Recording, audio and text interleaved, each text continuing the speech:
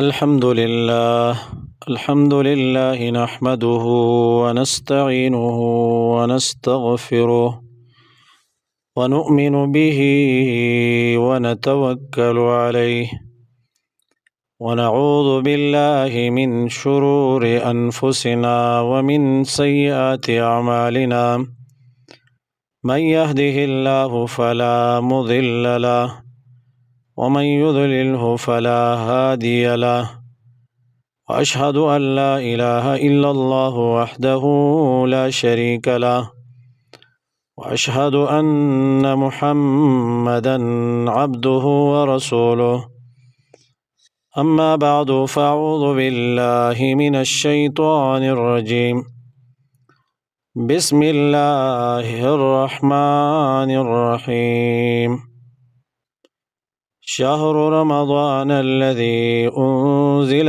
فيه القرآن هدى للناس وبينات من الهدى والفرقان فمن شهد منكم الشهر فليصم ومن كان مريضا أو على سفر فعدة من أيام أخر يريد الله بكم اليسر ولا يريد بكم العسر وقال النبي صلى الله عليه وآله وسلم رمضان شهر الله أو كما قال عليه الصلاة والسلام صدق الله العظيم وصدق رسوله النبي الكريم ونحن على ذلك لمن الشاهدين والشاكرين والحمد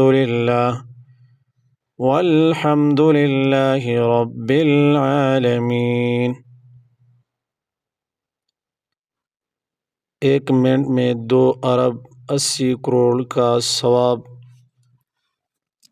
حضرت تمیمی داری رضی اللہ تعالی عنہ حضور نبی کریم صلی اللہ علیہ وآلہ وسلم سے روایت کرتے ہیں کہ آپ صلی اللہ علیہ وسلم نے ارشاد فرمایا، جو شخص 10 مرتبہ یہ کلمات کہے تو اللہ تعالی اس کو 12 کروڑ نیکیاں کا ثواب عنایت فرماتے ہیں، اور رمضان المبارک میں ہر نیکی کا ثواب 70 گنا زیادہ ملتا ہے۔